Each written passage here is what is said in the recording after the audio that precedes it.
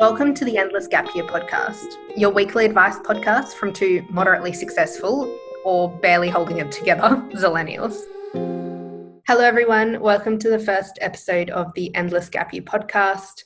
My name is Brin, this is my younger sister Kyra. Hello.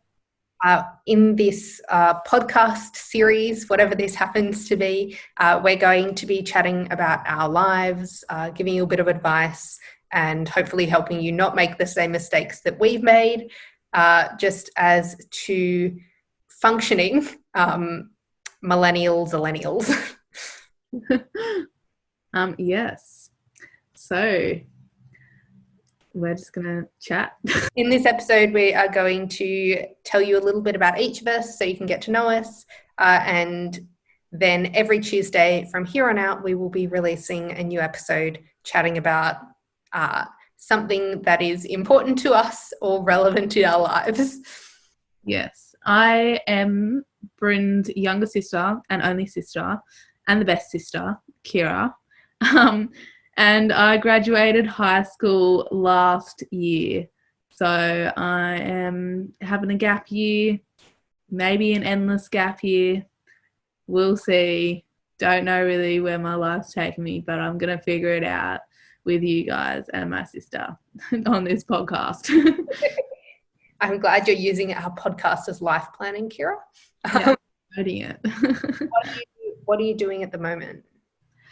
So currently I work as a barista, which is quite a popular job in Australia, at a cafe. And I've been doing that all throughout high school as well as a casual job. And now that I've left school, I've continued doing it because I actually really like it. And yeah, what are you doing currently, Bryn? So I graduated high school in 2018 and I took a gap year after that, where I travelled to Europe and I lived and worked in Italy, the UK and Spain before coming back to Australia to start my university studies at the Australian National University. I am studying a Bachelor of International Relations there, and I have a YouTube channel where I talk about my life and studies. And as well as that, I am also a full-time management consultant and also a freelance management consultant on the side. So I like to keep myself pretty much as busy as you can be without having a breakdown weekly. Yes, as you can see, Bryn and I always get them mixed up. You could just say we are different people. We are very different people and are in very different stages of our life right now. But I guess we should talk about who we are as people, I guess, and what we like doing when we're not working and not studying, I guess.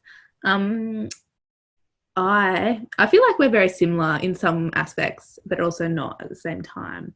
Because we grew up together, our parents, I guess, nature lovers. So we went on lots of holidays to the bush in Australia. And we've travelled to every state in Australia.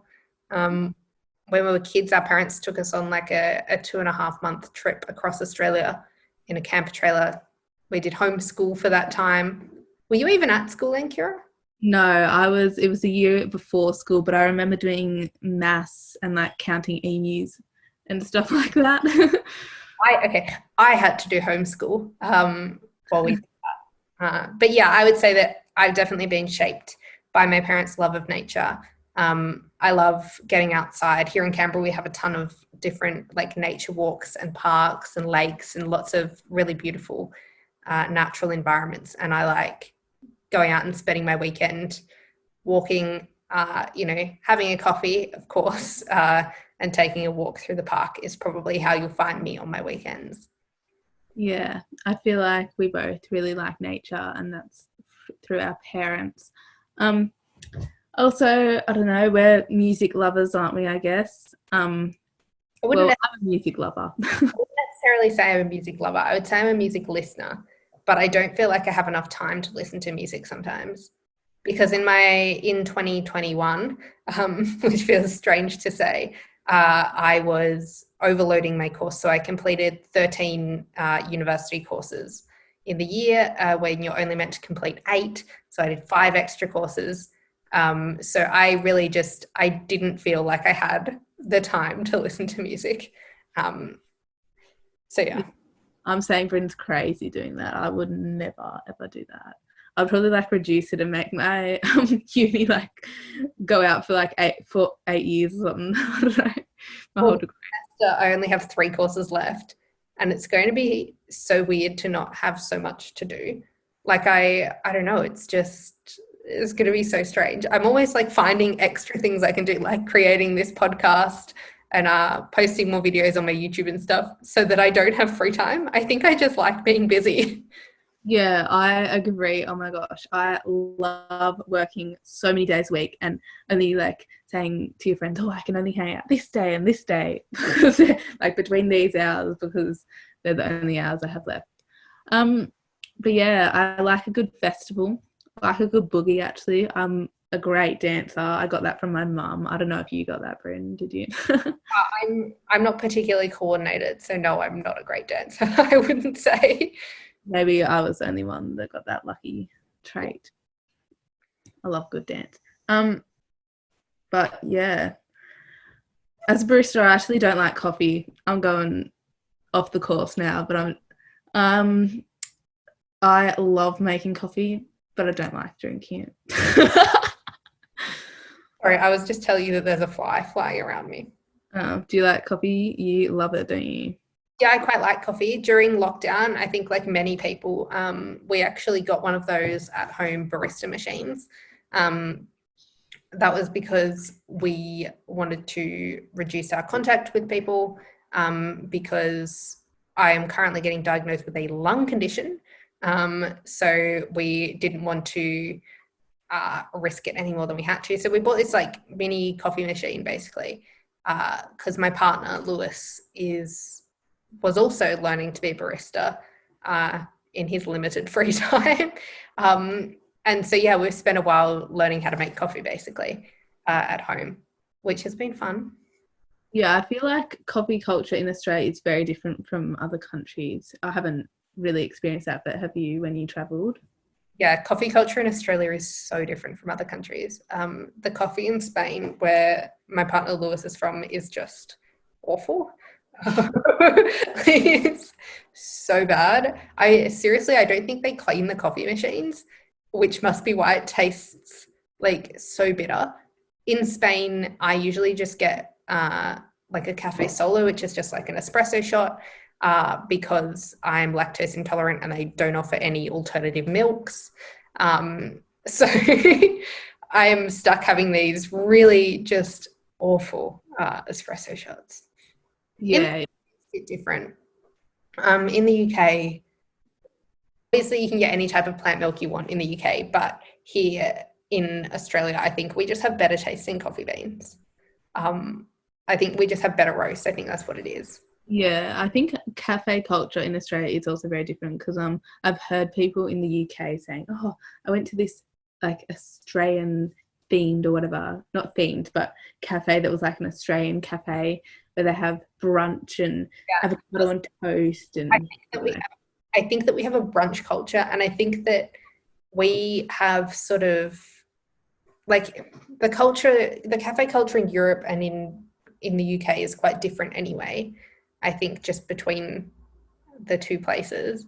I think in Europe, like lighter food and sweeter food is often found at cafes. You're unlikely to find like a big, heavy fry up breakfast. But I think in the UK, they'll have fry up breakfast and they're starting to have like more Australian brunch options. Like avo on toast is such a thing so synonymous with Australian cafe culture. And I think that that's definitely starting to appear elsewhere abroad as well. Yeah, I guess also in Hawaii, I feel like they have similar cafe culture to Australia. I don't know, maybe it's because it's a different location. Well, I don't know where else would. I think we're just like really unique because I guess we've got nice weather all the time and that kind of. I think that saying we have nice weather all the time gives people, just a very different impression of what Australia really is.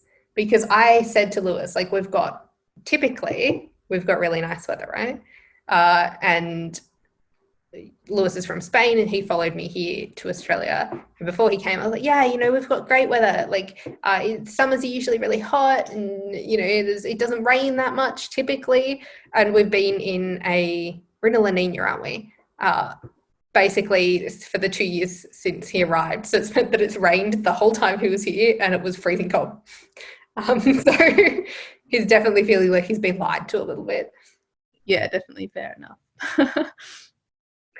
What would you say your goals are for the future? Because we've kind of gone off track a little bit with our cafe culture. I was mixing coffee and cafe then. Yeah, sorry, I just got inspired to talk about that because I love cafes. But no, I feel like my goal for the future, I don't know. I want to obviously not work not obviously, many people do this, but I don't want to work a casual job my whole life. And I want to this is really like broad, like for my whole future, I'm saying. I want to be able to make my own money in my own way. So maybe I was thinking of buying a cafe. And just in more short-term goals, I was thinking of managing a cafe, which is really interesting because I haven't done that. I've done supervisor positions previously. I guess I haven't had the opportunity to because I've been at school, so I don't really have that much spare time on my hands to manage a cafe. But I've had opportunities presented to me in some ways, and I'm hoping to take them and maybe manage a cafe and build my way up in that industry because I'm really passionate about it. And yeah, what about you, Brin? What are your goals? Well, probably my biggest goal at the moment is also just start my own business. Clearly, we're both very entrepreneurial in that way. I've already sort of started the business here in Australia, but Lewis and I are probably moving back to Europe in June, July time. We just need confirmation as to where we're going. But yeah, I think that basically I've already started the business here and I would like to continue to grow the business in Europe. I do sort of management consulting and also cross-cultural management, which is like ensuring that people from diverse cultural backgrounds can interact appropriately in the workplace. So it's sort of like HR cross-management consulting for anyone who's interested. I know the topic's a bit dry for everyone else. But yeah, that's mainly what I've been doing as a professional goal, I would say. And personally, I don't think that I don't have any other goals. Like, I'm not a particularly family oriented person. I wouldn't say that my goal is to have kids and a family. I think that building my own house is a pretty big goal for me. But that's just because I'm super fussy. And also becoming financially free, I would say, is another one of my personal goals. Yeah, that is a good personal goal. I feel like I have some fitness goals, and I feel like my personal goal is just to be happy always. But my fitness goals, I started a Pilates challenge today, and hopefully I can finish that because usually I'm not very good at sticking to things. Do you have any fitness goals? I am so bad at sticking to things. Glad to hear that's genetic rather than individual. Yeah, I've been going to the gym a bit more recently. Obviously, 2021 was such a crazy year for me because I was working part-time in 2 different jobs and I was overloading my studies. So I really just didn't have the capacity to even look after myself at times. I think that you're going to the gym, for me at least, is the first thing to go if I don't have a strong habit or anything, and I didn't, and it was just difficult for me to keep on top of that. So I started going to the gym just to try and do some exercise, and that's been quite rewarding so far. I'm also trying to take more walks because I will definitely miss Canberra once we leave, but I don't know. I think that there are so many nice places to move to that have nice walks because I just like walking really. I don't know a lady in that regard. Yeah, definitely. No, walking's fun. I like walking. I just realised I think we have a very similar laugh. Well, obviously because we're friggin' related. But When we podcast is so weird because I notice how similarly we say some things and how we have some like very similar mannerisms. Like yeah. I hear myself and I'm like, huh.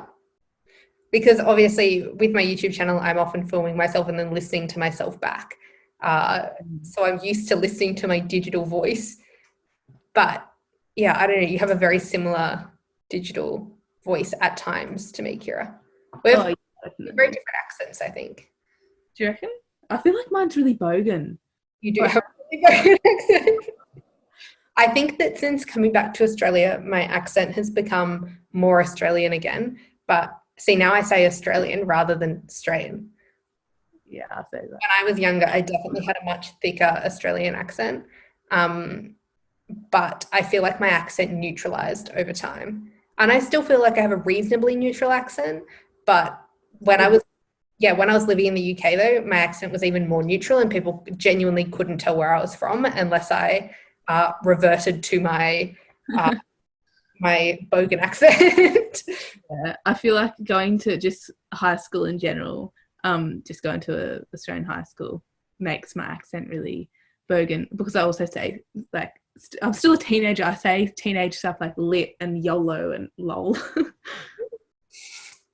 Do you say things? Pardon? Do you say those things?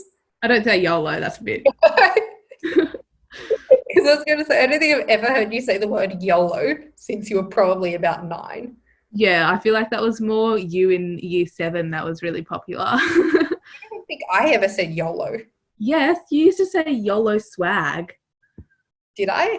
Yeah. Didn't doing this at all. Say hashtag YOLO swag. No, I didn't. I swear you said it. No, I did not say that. That is so not me at all. You deny it, but... Well, no, I really don't think I did. I'm a very daggy person and always was. I don't think I was likely to be up on the trends. Well, I don't know. I remember you coming home from school one day and saying it and me being like, oh my God, that's so cool. I'm going to say that too.